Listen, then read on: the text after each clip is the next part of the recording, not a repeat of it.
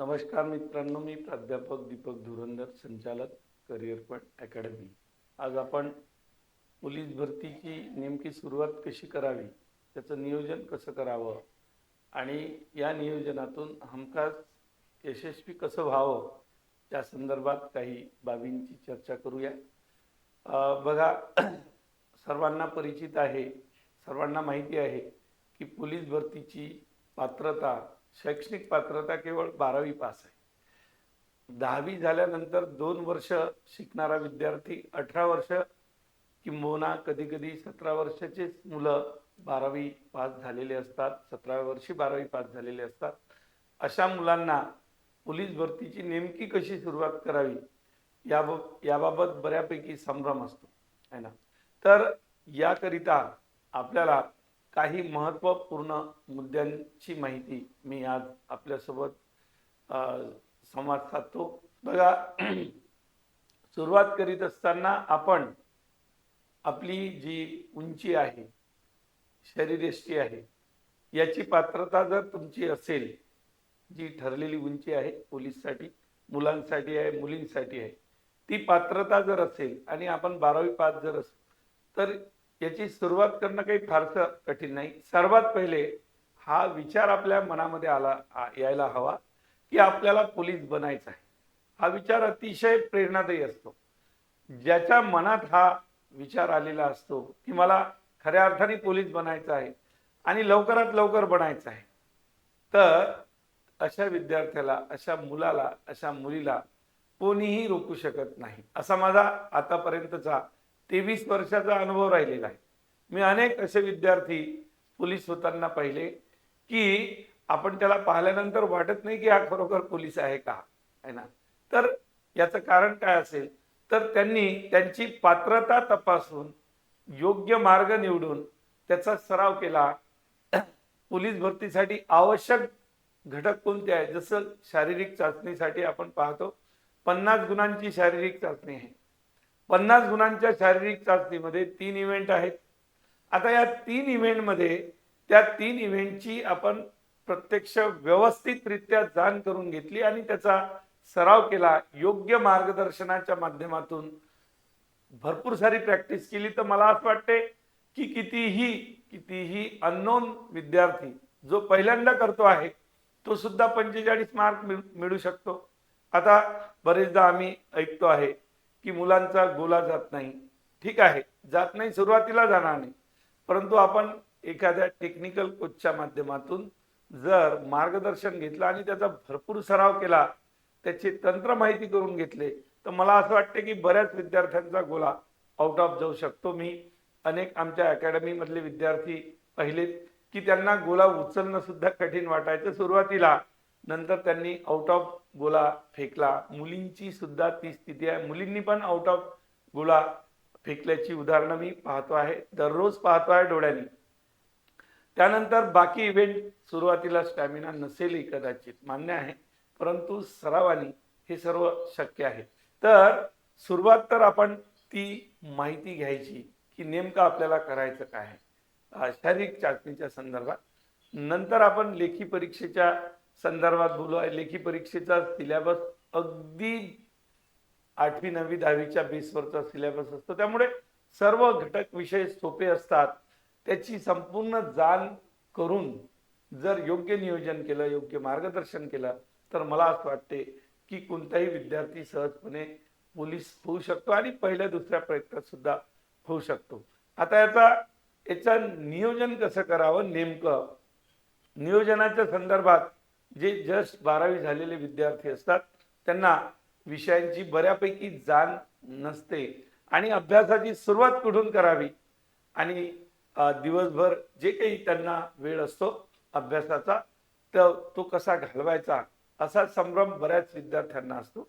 मी तुम्हाला असं सांगेल की सुरुवातीला जो काही अभ्यासक्रम आहे या संदर्भात, कारण प्रत्येकाला प्रत्येक विषय आवडतोच असं नाही, प्रत्येकाच्या आवडीनिवडी पण वेगवेगळ्या असतात. काही विद्यार्थ्यांना गणित आवडतो, तर काही विद्यार्थ्यांना इतिहास भूगोल आवडत नाही, आर्टचे विषय आवडत नसतात. काही विद्यार्थ्यांना आर्ट्स सेक्शनचे विषय आवडतात, तर गणित आणि विज्ञानाचे विषय आवडत नाही. अशा आवडीनिवडी आहेच. प्रत्येकाच्या वेगवेगळ्या. मग याची नेमकी सुरुवात कशी करावी? मी तर असं म्हणेन की जेव्हा पोलीस भरतीची सुरुवात 12वी जस्ट पास झालेला विद्यार्थी करेल, तर लेखी परीक्षेच्या संदर्भात मी त्याला सर्वात पहिला सल्ला असा देणार की त्यांनी झालेले 3 ते 4 वर्षाच्या पेपरचा पॅटर्न आधी बघून घ्यायला पाहिजे. सिलेबस तर सर्व परिचित असतोच.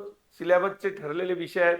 जसं आपण पाहतो आहे की जीके आहेत. जीके मध्ये आपल्याला इतिहास आहे, भूगोल आहे, पंचायती राज आहे, संविधान, भारतीय संविधान आहे, विज्ञान आहे. विज्ञानामध्ये भौतिकशास्त्राचे काही प्रश्न असतात, जीवशास्त्राचे असतात, रसायनशास्त्राचे असतात आणि सोपे प्रश्न असतात, फारसे कठीण नसतात. विद्यार्थ्यांच्या चुका केवळ आणि केवळ कन्फ्युजनमुळेच होतात. आता हे जीकेचे ठरलेले विषय आहेत. गणिताचे ठरलेले टॉपिक्स आहेत. आपण जे 10वी पर्यंत शिकलेलो आहोत. घातांक टॉपिक असेल, वर्गमूळ, घनमूळ हा टॉपिक असेल, त्यानंतर सरासरी असेल, वयवारी असेल, शेकडेवारी असेल, नफा तोटा असेल, भूमितीचे काही विषय आहेत की ज्याच्यामध्ये आपण पाहतो वर्तुळ असेल, त्रिकोण असेल, चौकोन असेल. हे सगळे ठरलेले विषय असतात जे विद्यार्थ्यांच्या सर्व परिचित आहेत. तरी पण विद्यार्थ्यांना नेमकी सुरुवात कशी करावी याबद्दल थोडा संभ्रम असतो. तर त्यासाठी मित्रांनो मी तुम्हाला एकच सांगेल की सर्वात पहिल्यांदा तुम्ही झालेल्या 4 ते 5 वर्षांचे पेपर जर तपासलेत, पाहलेत, ते डोळ्या घालून तुमच्या गेलेत ना, तर तुम्हाला नेमके प्रश्न पोलीस भरतीमध्ये कसे विचारले जातात आणि त्याचा दर्जा काय असतो हे सहजपणे कळेल. जेव्हा आपल्याला हा दर्जा कळतो ना, तर आपल्या मनामध्ये, प्रत्येक नवीन विद्यार्थ्याच्या मनामध्ये एक उत्सुकता निर्माण होते की हे प्रश्न आपण कुठेतरी पाहिलेले असतात, कुठेतरी वाचलेले असतात. 10वी पर्यंत 12वी पर्यंत शिकताना आपल्या कानावरून ते गेलेले असतात. हेच प्रश्न जर पोलीस भरतीमध्ये येत असतील तर त्या विद्यार्थ्याला एक आवड निर्माण होते की पोलीस भरतीमध्ये असे लेखी परीक्षेमध्ये असे प्रश्न विचारतात की जे आपण कधीतरी ऐकलेले आहेत, कधीतरी वाचलेले आहेत, आपल्या कानावरून गेलेले आहेत, आपल्या डोळ्याखालून गेलेले आहेत. हा आत्मविश्वास जेव्हा विद्यार्थ्यांना येतो तेव्हा त्याच्या मनामध्ये एक आवड निर्माण होते. मला हे प्रश्न, या प्रश्नांमधले काही प्रश्न येत आहेत, याचा अर्थ बाकी जे न येणारे प्रश्न जर मला यायचे असतील तर मला आणखी वाचन करावं लागेल. हा विचार जेव्हा विद्यार्थ्यांच्या मनामध्ये जागृत होतो, निर्माण होतो, तर तेव्हा जे अभ्यास न करणारे, अभ्यासाची आवड नसणारे विद्यार्थी सुद्धा अभ्यास करायला लागतात. तर ही बाब, हा विचार कशामुळे आलेला आहे विद्यार्थ्यांच्या मनात, आपल्या मनामध्ये कशामुळे येतो, तर केवळ आणि केवळ जुन्या पेपरचं वाचन पॅटर्न पाहिल्याने येतो. म्हणून मी तुम्हाला असं सांगेल, ज्या विद्यार्थ्याला सुरुवात करायची आहे, जस्ट 12वी झालेला विद्यार्थी आहे, त्यांनी सरळ जुने पेपर सर्वात पहिल्यांदा पाहावेत. दुसरी गोष्ट, त्यानंतर जे काही मार्केटमध्ये बुक्स असतात किंवा बेसिक बुक्स असतात, ते बुक्स बऱ्यापैकी मोठे बुक्स असतात. काही विद्यार्थ्यांना असं वाटत असतं की एवढं मोठं पुस्तक मी नेमकं कसं वाचायचं, कारण वाचनाची आवड नसते. विद्यार्थ्यांचा स्पीड हा प्रचंड कमी झालेला असतो. बऱ्याच विद्यार्थ्यांमध्ये एक पुस्तक वाचायला भरपूर सारे दिवस लागतात.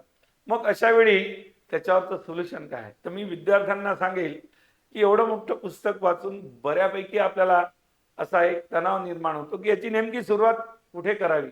समजा एखादं 200-300 पेजेसचं पुस्तक असेल तर त्याची आज जर सुरुवात केली तर ते संपायला भरपूर दिवस लागतील, आणि एवढे दिवस त्याची सुरुवात केल्यानंतर एवढे दिवस लागत असतील तर आदल्या दिवशी काय वाचलं हे पण आपल्याला कळणार नाही. तर त्याच्यावर मी विद्यार्थ्यांना नेहमी एक सोल्युशन सांगतो. ते सोल्युशन माझं कसं असते, मी त्यांना असं सांगतो विद्यार्थ्यांना की कोणताही एक विषय सिलेक्ट करून दररोज तुम्हाला आवडणारे 100 प्रश्न वहीत लिहायचे आणि तेच दिवसभर पाठ करायचे. हा माझा विद्यार्थ्यांना दिलेला सल्ला असतो. त्याचा परिणाम असा असतो की वारंवार दररोज आपण जर 100 प्रश्न पाठ करू, लिहू वहीत, वारंवार त्याचाच पाठपुरावा करू, तर मला असं वाटते की एखादा विषय जो मोठा वाटतो आपल्याला तो पण सोपा वाटायला लागतो. बघा, आज जर एखाद्या विद्यार्थ्यांनी 100 प्रश्न काढले आणि त्याचा सराव केला, पाठांतर केलं, तर दुसऱ्या दिवशी जे 100 प्रश्न आपण काढणार एखाद्या विषयाचे, त्या 100 प्रश्नामध्ये आदल्या दिवशीचे सुद्धा 25 प्रश्न आपल्याला वाचताना दिसून येतील. तिसऱ्या दिवशी आणखी आदल्या दिवसाचे प्रश्न दिसतील. त्यामुळे विद्यार्थ्यांमध्ये अभ्यासाची आवड निर्माण होते. म्हणून अशा पद्धतीने तुम्ही सराव केला लेखी परीक्षेचा आणि शारीरिक चाचणीचा आधी सांगितल्याप्रमाणे, आणि दर आठवड्याला एक टेस्ट दिली, स्वतःला चेक केलं की आपला अभ्यास किती झाला, आपण नेमक्या चुका कुठे होतात आपल्या लेखी परीक्षेच्या संदर्भात. शारीरिक चाचणीची टेस्ट आपण दर 15 दिवसानंतर स्वतःला दिली, जे काही आमच्यासारखे मार्गदर्शक आहेत त्यांच्या माध्यमातून, तर मी तुम्हाला सांगतो की या सरावाने सुरुवातीला आपल्याला कमी गुण मिळतील, निश्चितच आपल्या चुका पण होतील, पण आपण वारंवार जर सराव केला तर मला असं वाटतं की या चुका दुरुस्त होऊ शकतात. म्हणून नवीन विद्यार्थ्यांना मी असा सल्ला देईल की जस्ट 12वी पास झालेले आहेत त्यांनी आधी जुने पेपर पाहावेत, ते आपल्या डोळ्याखालून घालावेत आणि दररोज 100 प्रश्न लिहायचे आणि तेच पाठ करायचे लेखी परीक्षेसाठी. हा माझा एक तुम्हाला सल्ला आहे. कालांतराने तुम्ही जे मी समजा तुम्हाला 100 प्रश्न सांगतो, तुम्ही 500 सुद्धा काढू शकता. एवढी कॅपॅसिटी तुमची कालांतराने तयार होते. एक वेळ अशी येते की संपूर्ण अभ्यासक्रम तुमचा हॅबिच्युअल होतो, परिचित होतो आणि त्याचा परिणाम तुमच्या निकालामध्ये होतो. असे अनेक उदाहरणं पाहिलेत मी की ज्या विद्यार्थ्यांना अजिबात अभ्यास आवडायचा नाही, मी यासारखा प्रयोग केला, माझ्या क्लासमध्ये प्रयोग केला. मी विद्यार्थ्यांना दररोज सांगतो की तुम्हाला जर सुरुवात कशी करायची हे समजत नसेल तर मी तुम्हाला सांगतो की दररोज कुठलाही विषय घ्या, इतिहास घ्या, इतिहासाचे 100 प्रश्न काढा, तेच पाठ करा. दुसऱ्या दिवशी त्याच इतिहासामधल्या दुसऱ्या टॉपिकचे 100 प्रश्न काढा. मला असं वाटते की या प्रक्रियेने एका आठवड्याच्या आत एखादा विषय तुमचा अंगवळणी होतो आणि त्या विषयामध्ये तुम्हाला चांगला आत्मविश्वास निर्माण होतो. त्याचाच परिणाम तुमच्या टेस्टवर होतो, तुम्हाला टेस्टमध्ये चांगले मार्क मिळायला लागतात. असंच प्रत्येक विषयाचं विद्यार्थ्यांनी केलं तर तुम्हाला निश्चित त्याचा प्रचंड फायदा होईल. मी तुम्हाला सांगतो माझ्या या तंत्राचा परिणाम असा झाला की अनेक विद्यार्थी पहिल्या प्रयत्नात सुद्धा पोलीस झालेले मी असंख्य पाहिलेले आहेत, ज्यांना अभ्यासात आवड नव्हती. गणिताचं काय आहे, गणित सुद्धा अशाच प्रकारचा विषय वारंवार जर आपण सराव केला, येत नाही ठीक आहे, सुरुवात कशी करायची, पाढेपाठ करायचे गणित चांगलं येण्यासाठी, निश्चितच पाढेपाठ करायचे, सूत्रपाठ करायचे, ह्या अगदी बेसिक गोष्टी आहेत, त्यामध्ये काही वेगळं करण्याची गरज नाही आहे. अशा प्रकारे सुरुवात करा आणि सर्वात पहिल्यांदा योग्य मार्गदर्शकाची निवड करा, ज्या ठिकाणी तुम्हाला संपूर्ण मार्गदर्शन मिळेल. एकाच ठिकाणी शारीरिक चाचणीची तयारी करून घेतल्या जाईल, एकाच ठिकाणी तुम्हाला लेखी परीक्षेचे सगळे विषय शिकवले जातील आणि वारंवार तुमच्या टेस्ट होतील. आम्ही आमच्या अकॅडमी मार्फत दर आठवड्याला टेस्ट घेतो, त्याचं एक्सप्लेनेशन देतो, स्पष्टीकरण देतो. विद्यार्थ्यांना एवढी प्रचंड आवड निर्माण होते की विद्यार्थी तुम्हाला सांगतो की मी तर असं करतो की टेस्ट देतो मी म्हणजे दर आठवड्याला आणि प्रश्नपत्रिका आणि उत्तरपत्रिका दोन्ही परत घेतो आणि विद्यार्थ्यांना सांगतो की आता आपल्या टेस्टमध्ये किती प्रश्न आले ते पूर्ण आठवा. तर तुम्हाला सांगतो सुरुवातीला 10 प्रश्न सुद्धा न पाहता आठवत नाहीत. आज अशी अवस्था आहे 2 महिन्यानंतर 3 महिन्यानंतर की विद्यार्थ्यांना न पाहता 60-70 प्रश्न सुद्धा आठवतात. हे कशामुळे, हे चिंतनामुळे, सरावामुळे, रिमाइंडरमुळे तुम्हाला त्याचा सराव होतो आणि विद्यार्थी संपूर्ण नवीन विद्यार्थ्याला सुद्धा अभ्यासाची प्रचंड आवड निर्माण होते. मी तुम्हाला सांगतो विद्यार्थ्यांना सकाळी 8 वाजतापासून तर दुपारी 3 वाजेपर्यंत सलग त्यांच्याकडून पूर्ण सराव करून घेतो. त्याचाच परिणाम हा त्यांच्या निकालामध्ये होतो. म्हणून घाबरण्याची काही गरज नाहीये. सरळ सरळ सुरुवात कशी करायची हा आपला विषय आहे. तर जुने पेपर पहा, ग्राउंडची माहिती करून घ्या आणि त्याचा पाठपुरावा करा आणि मी तुम्हाला सांगतो आजच्या डेटमध्ये हमखास एकाच वर्षात पहिल्याच भरतीत पोलीस व्हा. धन्यवाद.